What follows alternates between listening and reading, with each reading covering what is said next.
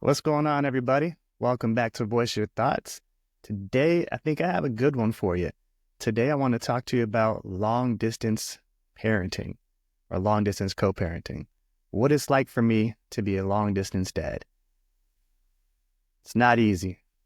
It's not easy at all. I'm going to tell you that right now. Well, let's get started. So, first and foremost, let me start by saying this. For anybody out there that is either co-parenting or in a relationship and you're not married, I want to give you this little gem, right? This is some key advice here. Please get yourself legitimized as the parent. This is for the fathers out there. Women, you guys are the parents no matter what, okay? What'll happen is, if anything were to happen, if you were to split up and you were never married and you're not legitimized as the father, the woman has full control over everything. Over everything.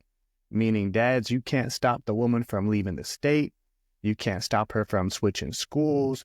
You can't stop her from taking the kid and basically doing whatever they want with he or she.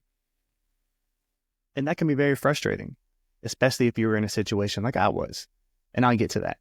So, first and foremost, please, men, look it up. If you're not married, you have a child with somebody, or she's pregnant, and you're going to have a child with somebody and you're not married, please get yourself legitimized as the father. You have to go to the court. You have to sign some paperwork. You're basically saying that you are that child's father. So, when any decisions have to be made in the future, about that child, you actually have a say-so. Now, I advise you, of course, to get married if you can, but hey, it's a new day and age. We know life happens. So, here we go. How did it start?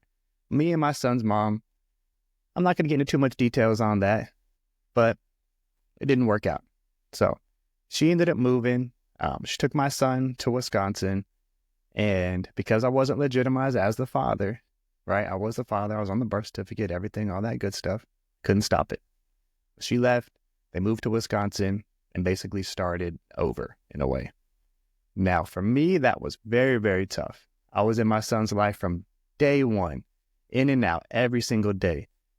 And when he was suddenly taken from me, I like to say taken from me because I didn't have a say in that, it hurt. It was tough. Man, was it tough. And a lot of men out there, you probably know exactly how I feel. When your child's taken from you and you have no control over it and there's nothing you can do, it hurts. It hurts deep. It hits you really, really hard. Women, you like to think sometimes, not all of you, but some might think, oh, well, you get to live your best life now. You're probably happy you don't have a child to take care of. And that's not true. Maybe for some, but, most of us dads out here, we want to be fathers. We want to be present in our child's life. And me growing up as a child, if you've seen any of my past videos, I didn't have my dad around. So not having parents was tough for me, and that was the last thing I'd want for my son. Now, he has his mom, which is a blessing, but I don't get to actively be a part of his life every single day. Now, I'm still his dad, and I still do the best I can to be there for him, but there's only so much I can do. So how does this work? Being a long-distance dad and co-parenting from a distance, it's very, very tough, especially in the beginning stages. The beginning stages were traumatic, to say the least. We didn't get along.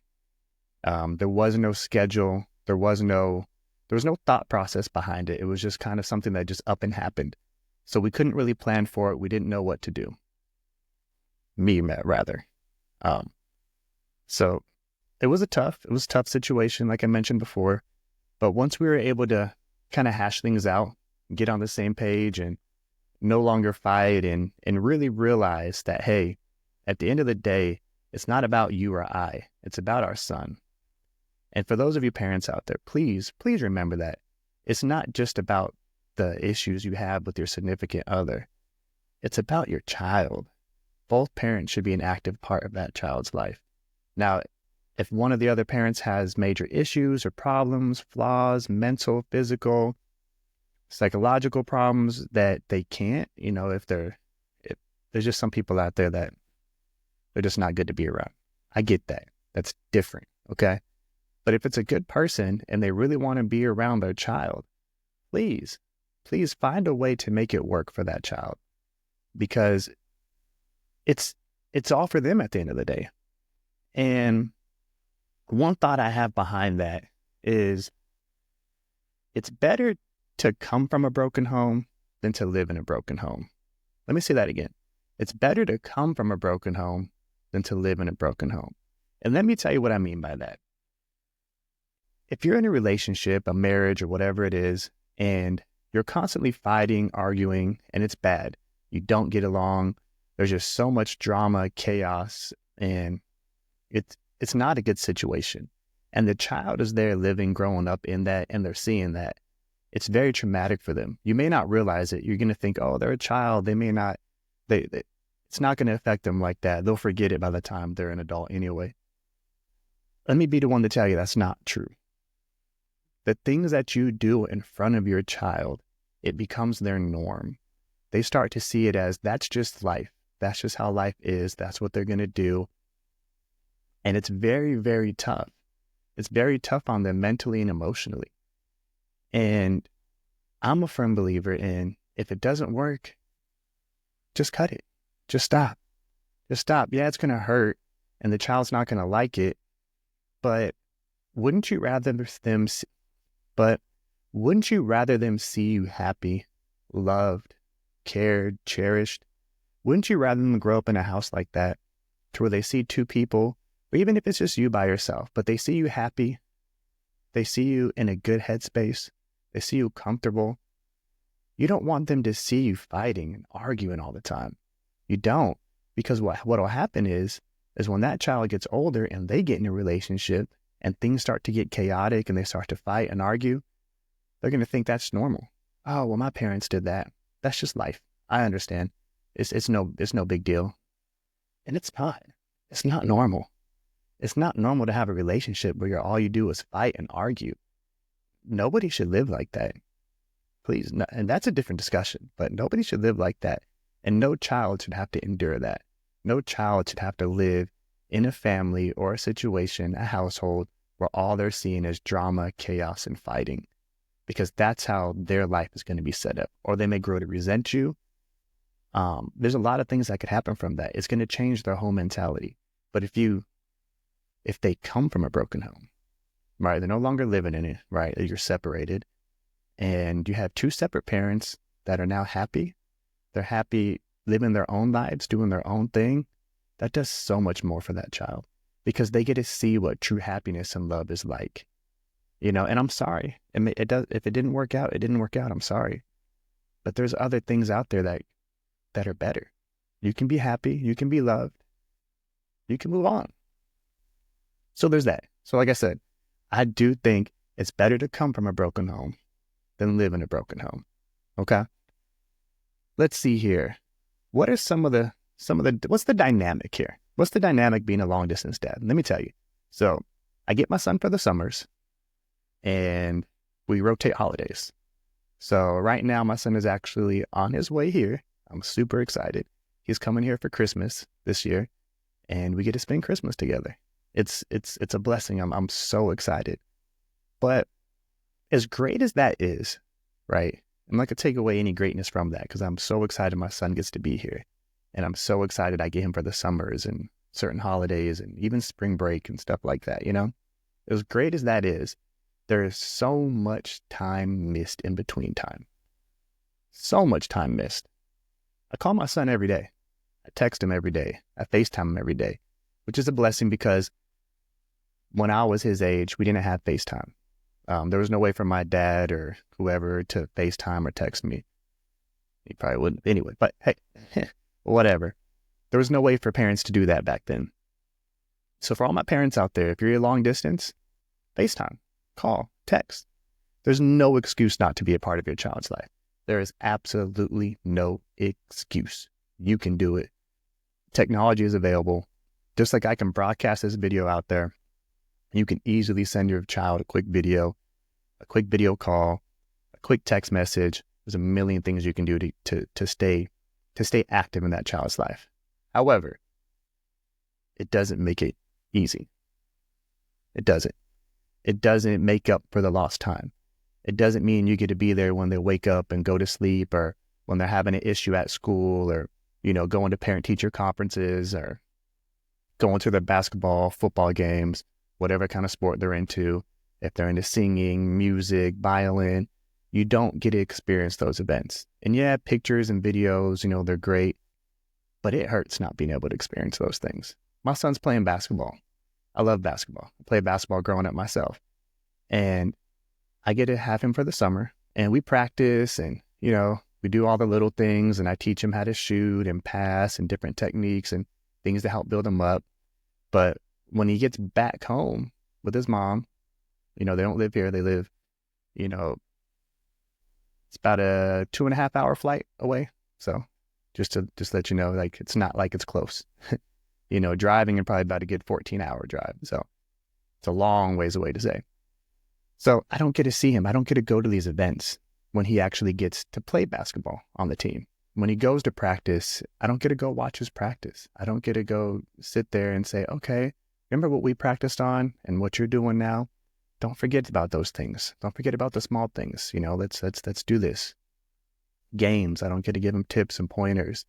I do get videos during the games, which is amazing. I love that. And I do call him after the game and I get to talk him through some of the things that I've seen, but I don't get to actively be there and show up for those moments where he looks at the sideline and sees his dad there. I would love to do that.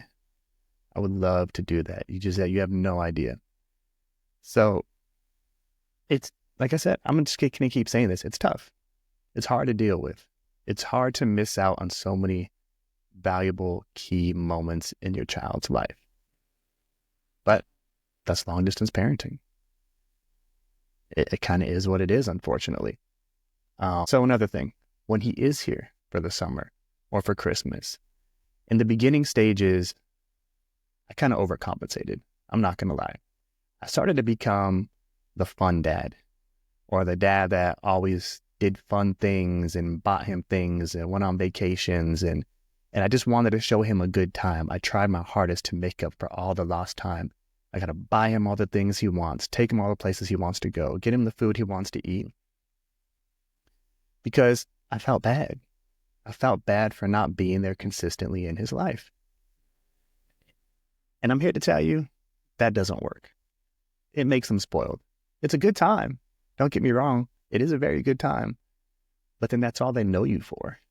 They just know you as the fun dad. They know you as the parent that's going to take them places or buy them things. And then guess what? Whenever they want something or need something, who are they going to call? They're going to call you. And they're going to expect you to do it every single time. So you can't do that all the time. Okay? You're like, hey, call your mom.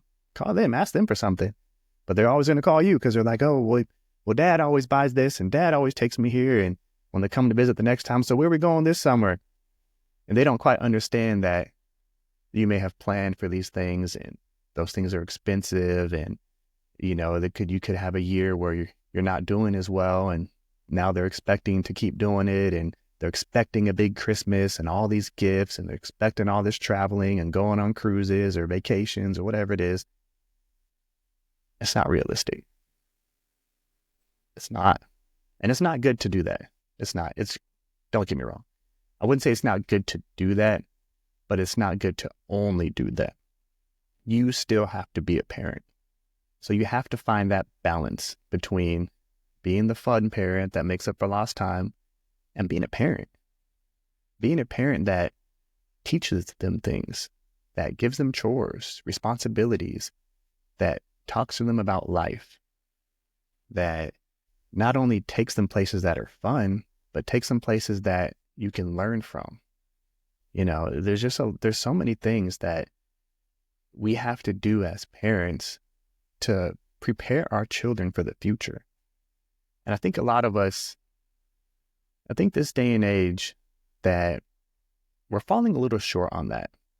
We're quick to give the child the iPad or the phone or the computer and say, oh, go watch this or play the game or go do this, that, and the other. We're missing out on these valuable teaching moments to really be there for them, really understand them, and give them experiences outside of a laptop, outside of a phone, outside of a video game. Go outdoors on walks, go hiking, go to the lake, go fishing, There's a million things you can do. Okay. So here's the biggest lesson I've learned when it comes to getting my son temporarily. You can't squeeze 12 months worth of parenting into 2 to 3 months. You just can't do it. You can't. Let's be realistic here. You can't do it. Like I mentioned before, I only get him a few times a year, a couple times a year sometimes. And if I try to overcompensate and squeeze everything I missed out from all those other times into those few months, one, I'm going to get burnt out. Two, they might get burnt out because they sometimes, they're on break. They just want to relax too. And it's just not realistic to do. It's not. That's why you have to be there throughout the year. That's why you have to call them all the time. That's why you have to text them all the time. And it gets repetitive.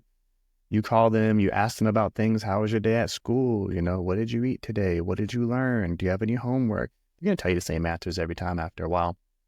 It was good. It was fine. Nothing new. Especially when they get to a teenager. My son's 12. He's getting ready to be 13. He's in the preteen stage, and he might as well be a teenager already because that's how he acts. It's crazy. Time is flying. But if you try to squeeze all those moments into 3 months, you're going to get frustrated. You're going to try to do too much. You're going to get burnt out, and it'll never happen. It'll never work because when they come back again, here we go again. Every time it's a constant cycle, over and over and over again. And you miss out, like I said before, on those teaching moments.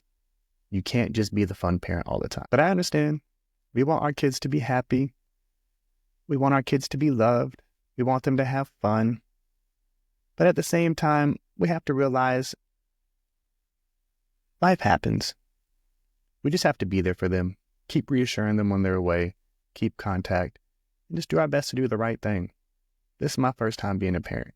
It's my first time being a long distance parent. I won't always get it right. I won't always do the right thing. I won't be able to make up for all lost time in a few months. I'm not perfect. Your child's not perfect. We just got to do the best we can. Okay? So some of the key things that did help me, so I wasn't trying so hard to do the most, was, like I mentioned before, finding some kind of balance between parenting and fun, giving them chores, creating a chore list, take them places that aren't just like trips and excitement. When you go to the grocery store, tell them, get up, let's go, we're going to the store. Take them to church. Take them to the park. Go hiking. Go on walks. Play games with them. Like, really, play games with them. My son loves to play Uno. We could play Uno all night. Play the video game that he likes. See what movies they're into. What kind of music are they listening to? Listen to it with them. My son likes anime. I was never into anime. But guess what? I find it quite enjoyable now. We actually watch anime together, and it's a good time. Take them to the movies. Make moments with your child. Make special moments with them. Show them that you care for them and you're interested in what they're into. Don't just force them to do what you want them to do. Be there for them and cherish these moments. Go outside, throw the ball with them. I know it's tiring. I know you worked as well, so maybe they're on break when they come for the summer and you just might want to get off work and relax. But you got to create these moments. You got to create these memories because these is the only time you have with them. So what works for me is, like I said, creating the responsibilities, calling them all the time, taking him places, to movies, to the church, to the park, practices, practice with him. Do these little things that are going to, be memories for a lifetime. They are. Your son or daughter will never forget when you guys watched the Disney movies together, when you guys used to go to the movies or used to practice baseball or basketball, when you taught them how to cook. So we can't be lazy. These moments will last a lifetime. these experiences are going to be embedded in their brain, especially at a young age. They're going to remember these moments forever. Play the board games, go on walks, listen to them, understand, yeah, your time may be limited, but it's not lost. So whatever time you do have, don't be lazy. Don't be lazy. This time is valuable. It's very, very important that you utilize every bit of it and you be there for them. Sure, they may want space here and there. I want space here and there. So they may not always be right up under you, during these times. Go let them hang out. Go do their thing. If they have some friends, go let them play with their friends. That's cool. But in those moments that you can, be there for them. Please do. Here's one for you. As men, we're probably not the best at taking pictures or videos. We're not. I'm not. I like to live in the moment, but I've learned that I have to take more videos and pictures. Create these memories. And what I like to do as well, I actually like to print them. I know everybody, this technology, and we have these iPhones and Androids, and we got all these great picture qualities in our phone. But you remember the old days when your parents, grandma, family members, somebody had a photo album, and you can go through that photo album and look at old pictures of you when you were a child? You remember those days? How about make those days for your child? Make those days for your son or daughter. I'm telling you, they're going to love it. They're going to appreciate it. They really are. So another thing that was tough for me was introducing my son to my partner. So I'm in a relationship. I have a girlfriend, and finding when to introduce them. It was tough in the beginning because I'm not quick to rush anything. I'm not. I need to know you're going to be around long term before I introduce you to my child. I know some people that introduce their kids to anybody and whoever. They don't care. That's not me. So for me, the first couple summers, first couple visits, he didn't meet her. He didn't. And it did cause a little bit of not a lot of a rift, but maybe a little bit of a rift between my relationship, because we couldn't be together for a couple months when he was here for the summer, because I needed to spend that time with my kid. And I was so focused. Remember I told you in the beginning stages, I was so focused on creating these memories and making up for lost time. So I did kind of distance myself from the relationship in the aspect of I devoted all my time and energy on my child, which may not be a bad thing, right? You got to devote your time and energy for your child. But if you're in a relationship, you can't put your relationship on the back burner. You can't. Because there's going to be a day and time where your child gets older, they grow up, and they leave. And if you didn't worry about yourself, your life, who you love and who you care about, you may lose that relationship and your child's going to be gone. They grow up, they do. But backtrack a little bit. How did I introduce them? When did I introduce them? Man, it took about a year and a half before I actually introduced them. I know, it's a long time. Like I said, I have to make sure that, the relationship's going to work. I do. Like, that's just who I am. I don't want to introduce my son to more than one person. I wanted to introduce him to somebody that I know was going to be that person that ideally I would be with a long time or a lifetime. So after a couple visits, and I realized my relationship was solid. We had our ups and downs, not a perfect relationship, but it's a solid relationship. I introduced her to my son. I introduced my son to her. And what I did is we did if I remember correctly, I want to say we went to an arcade type of place where they have bowling, video games, all kinds of different things like that. Mainly games and stuff. So we went there and we hung out, told him who was coming. She didn't come alone. I think she brought her sister with her, which is cool. Totally fine.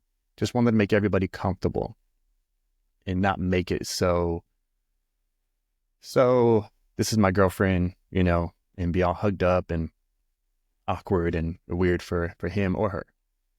Um, so what we did was, yeah, we did that. We played games and they got to know each other a little bit. They got to have fun, laugh.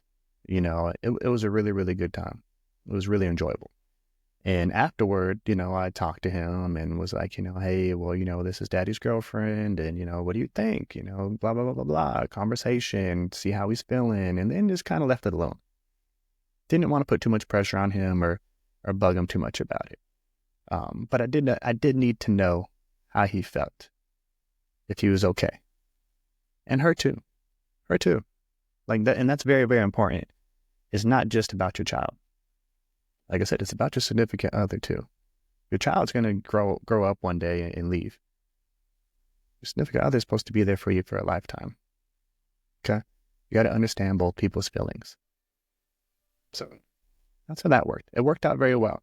After that, I want to say maybe we went to the park and then she came over and went out to eat, and you're just slowly, gradually bringing that person around a little bit more and more. We didn't overdo it. Didn't go too crazy with it. Like I said, I didn't want anybody to feel uncomfortable. Didn't want her to feel uncomfortable, nor him to feel uncomfortable. But that's how it worked for me. I don't know how it's going to work for you. Go at your own pace. If you want to wait 2 years, wait 2 years. If you want to wait 2 months, well, it's up to you. Just make sure that person that you're with is reliable, you really care about them, and that you feel like they're going to be there for a lifetime. Okay? So, hey, look, at the end of the day, life happens. We're not perfect. Every kid is different. Every situation is different. What worked for me may not work for you. I'm still struggling to find a balance sometimes. I'm not going to lie. There's days where I'm very, very emotional, and it's very tough for me to be at a distance from my son. When he's here, it's amazing. I love it. We have a great time. When he leaves, I'm like, oh, you're sad, you're upset, because you're missing out on these moments all over again. And it's like you're constantly on this roller coaster ride of emotions where you have these really high highs when they're here and these low lows when they leave. But it's life. You figure it out. You do what's best for you. You do what's best for your child. Be there for them. Please. Don't care how far it is. I don't care if they live in another country. Find a way. Call them, text them, FaceTime them. There's no excuses. You have every chance in the world to be there for your child. I'm serious. Men, to all my men out there, to all my fathers out there, it's so easy for you to just walk away, to forget, to not think about it, to go to work, to get sidetracked, to find another relationship.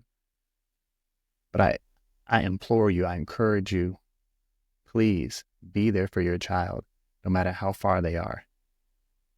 Long distance parenting is not easy. It's tough. It's so tough. I struggle with it every day. But I'm still going to do the best I can to be the best father I can for him. Anyways, that's it. There's no perfect way to do it, but we have to do it. So what do you think? What are your experiences? Do I have any long distance parents out there? Do I have anybody that's right now getting ready to be a long distance parent, that you're struggling with your long distance parenting? You're struggling with the distance. You're not figuring, you don't know how to find the balance. Let me know. Talk to me. Let's figure it out. Hop on here. Tell me what worked for you. Comment below, like, subscribe. Of course, please do. Share this with somebody else. You don't know what sharing messages, feelings, emotions with someone else could actually do for them. There could be somebody out there right now that's struggling through it. And if you talk to them, you share videos with them, you could really, really help them. Even if it's not you, you may know somebody that could use a little encouragement, that could understand that they're not the only ones going through it, but there's a way through it. So let me know your thoughts. As always, like I said, like, subscribe, comment below. If you want to talk about it, I'm here to talk. Tell me your experiences. Hope you have a great day.